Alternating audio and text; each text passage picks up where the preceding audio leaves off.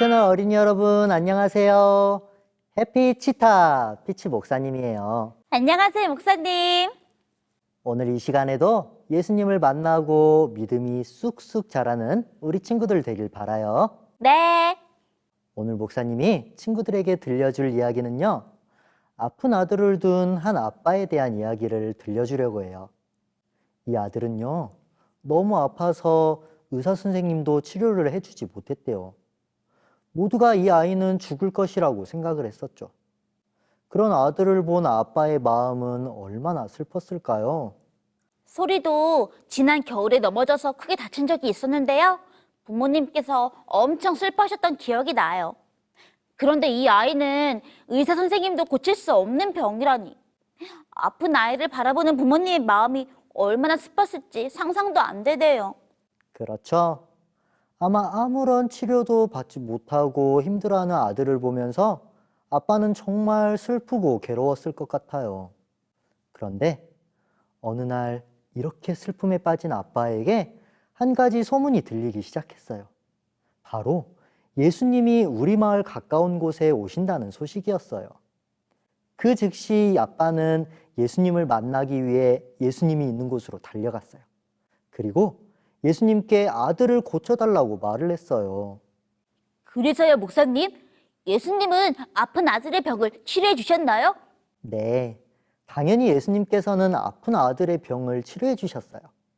그런데요, 그 전에 예수님은 아빠의 믿음을 먼저 보셨어요. 어떤 믿음이었는지 우리 함께 성경을 펴서 요한복음 4장 48절을 읽어볼까요? 시작! 예수께서 이르시되 너희는 표적과 기사를 보지 못하면 도무지 믿지 아니하리라. 표적과 기사를 보지 못하면 믿지 않는다고요? 목사님, 이게 무슨 말이에요? 쉽게 말해서 예수님은 너희가 직접 눈으로 보지 못하는 것은 믿지 않는구나 라고 말씀하셨던 거예요. 사실 이 아빠는 예수님에 대한 믿음이 있었지만 그렇게 확신에 찬 믿음을 갖고 있지는 않았던 것 같아요. 그래서 이 아버지는 생각을 했었죠.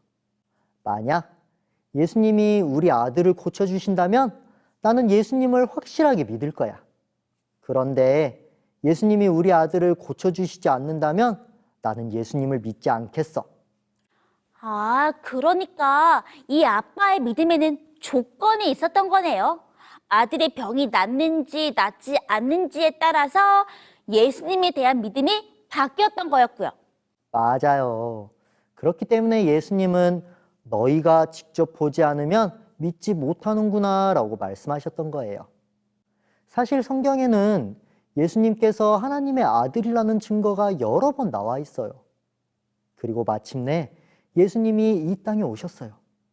그런데도 사람들은 예수님이 진짜 하나님의 아들인지, 진짜 이분이 우리를 죄에서 구원해 주실 분인지 믿지 못하고 있었던 거죠. 그리고 말해요. 예수님께서 이것만 좀 해결해 주신다면, 내 아들만 좀 낫게 해 주신다면, 그때는 예수님 믿어볼게요. 이렇게 말이죠. 맞아요. 사실 소리도 그런 기도를 드렸던 적이 있었던 것 같아요.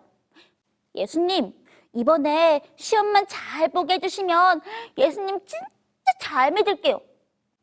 잃어버린 열쇠만 찾게 해주시면 저 교회 진짜 열심히 다닐게요. 이렇게 말이에요. 소리도 그런 경험이 있었군요. 사실 목사님도 그런 기도를 많이 드렸던 것 같아요. 예수님, 이번에 이 일만 잘 되면 진짜 예수님 잘 믿을게요. 꼭 좀 도와주세요. 이렇게 말이죠. 그런데 친구들, 우리가 예수님을 믿는 이유는요, 우리의 무언가를 해결하고 우리의 원하는 것을 이루기 위해서 예수님을 믿는 게 아니에요. 예수님을 믿는다는 것은 내 스스로는 아무것도 할 수 없다는 것을 인정하고 우리를 구원해 주신 예수님께 우리의 전부를 맡기겠습니다 라는 것을 의미해요. 이제는 내가 아니라 예수님이 나의 주인이 되셔서 예수님이 우리에게 선물로 주신 구원의 기쁨을 맛보는 것이 바로 예수님을 믿는 믿음이에요. 예수님은 그것을 우리에게, 그리고 아픈 아이의 아빠에게 알려주고 싶으셨던 거예요. 아, 그러니까 나의 부탁을 들어주느냐, 안 들어주느냐의 믿음이 아니라 그것보다 훨씬 크고 놀라운 믿음을 알려주셨던 거네요.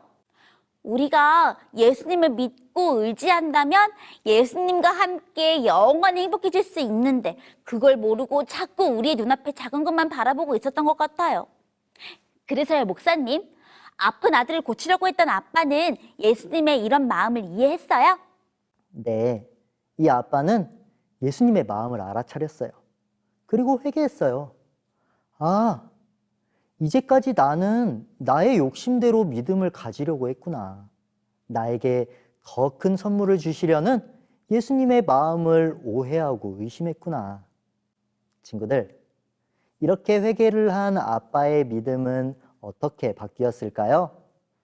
함께 생각해 볼까요? 아픈 아들을 치료해달라고 예수님께 부탁한 아빠.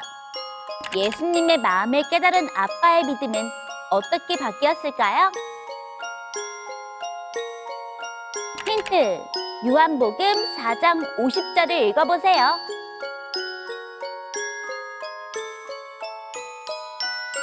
정답!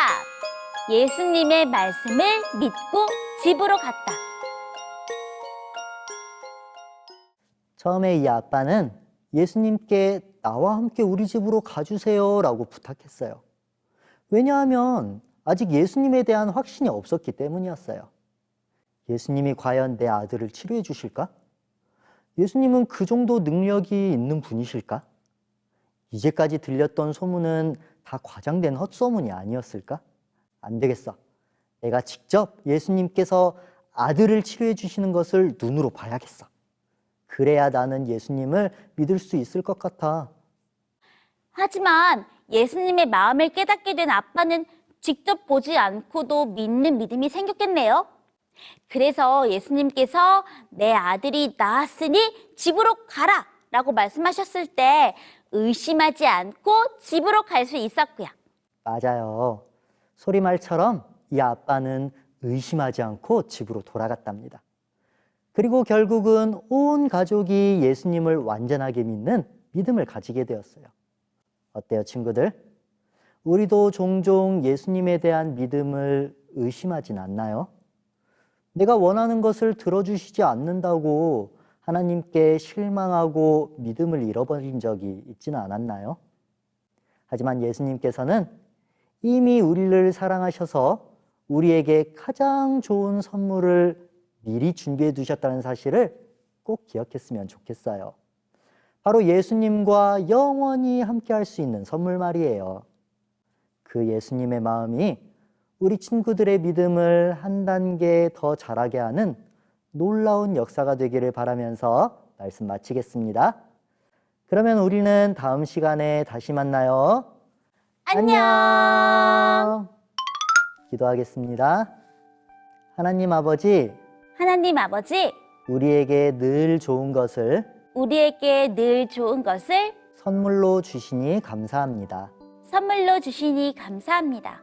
예수님의 사랑을 의심하지 않고 예수님의 사랑을 의심하지 않고 믿음이 쑥쑥 자라나는 믿음이 쑥쑥 자라나는 어린이 되게 해주세요. 어린이 되게 해주세요. 예수님 이름으로 기도합니다. 예수님 이름으로 기도합니다. 아멘. 그건 너를 향한